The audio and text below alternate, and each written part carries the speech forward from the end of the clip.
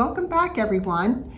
We just finished reading this wonderfully beautiful story called The Pumpkin Patch that walked through how farmers get their fields ready, and then they have workers that plant the seeds, and then they watch the pumpkins grow through the summer and into the fall. And then it was showing you the farmer's market where he had all of his pumpkins. So I have brought several of the pumpkins that I went to a pumpkin patch and got, just to show you different sizes. Like, look how big this guy is. And then there's this guy, and these are the pumpkin stems where they were attached to the vines, and that's where they took all the food in to grow nice and big. And then we have some smaller ones. And if you look at these ones, you see that not all pumpkins are orange. This little guy is white, and this one is yellow and green and orange. And then these other friends that we have here are called gourds. And they're kind of like in the same big family as the squashes and the pumpkins. And they're all different colors and all different shapes and different sizes. And some of them are very bumpy too. And you can get pumpkins that are very bumpy. You can get some pumpkins that are short and round and, you know, kind of like a squash pumpkin. So anyway, those are pumpkins. And so today, I already made the craft today. I made it at home because it is a no-cook pumpkin spice Play-Doh. And this is a great thing to make together. There's all kinds of math skills that you use when you're mixing your pumpkin pie Play-Doh. The reason I made it at home is that it's kind of messy, and I've got kind of messy. So you want to make this in like your kitchen and not on a rug. And I had to wear an apron because it's too bad you can't smell how good this smells. I'm going to put this into my bowl right now. What we use to make this is flour, which of course can be very messy, and salt, a little pumpkin pie spice, a little bit of cream of tartar, some hot water. That part of the recipe, moms or dads or whoever the grown-up is that's making it with you, they have to do the hot water part. And you use a little bit of vegetable oil also. So when you're making this, you're going to be using measuring cups, a big spoon, and a tablespoon. And as you can see, these spoons are different sizes.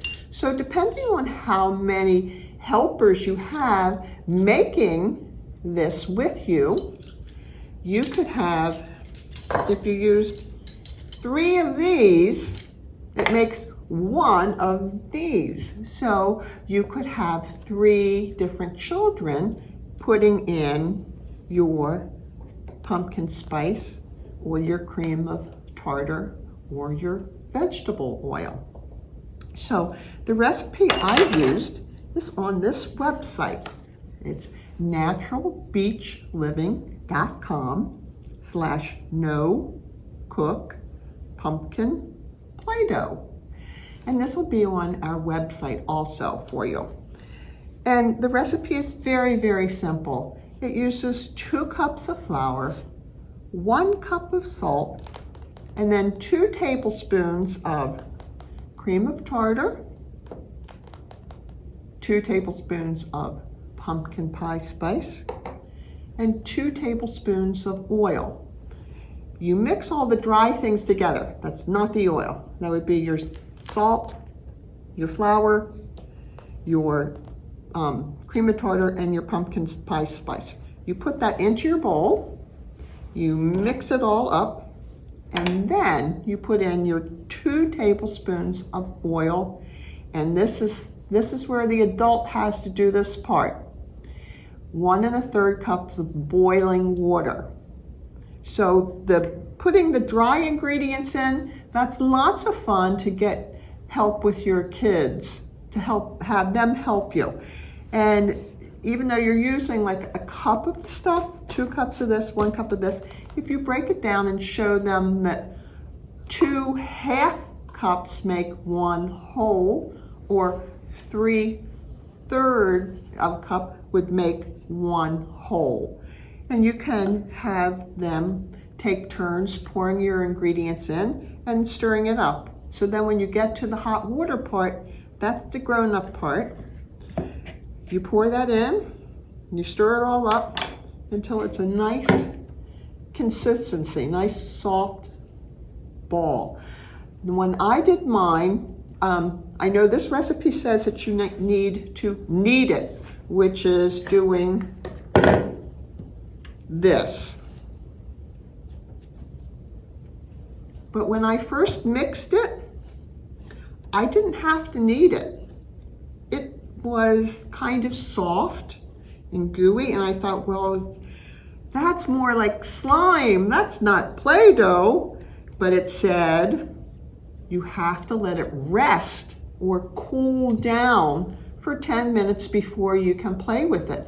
And during that 10 minutes, it went from kind of goopy, slurpy, sloppy stuff to this really nice, Play-Doh.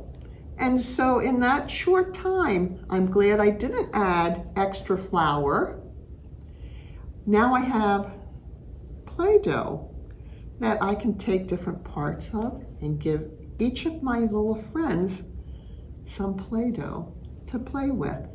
And this will stay fresh if you put it into like a container, an airtight container, like a Tupperware type thing, or what I brought it in today to show you. I just put mine in a Ziploc bag. So when you put it in,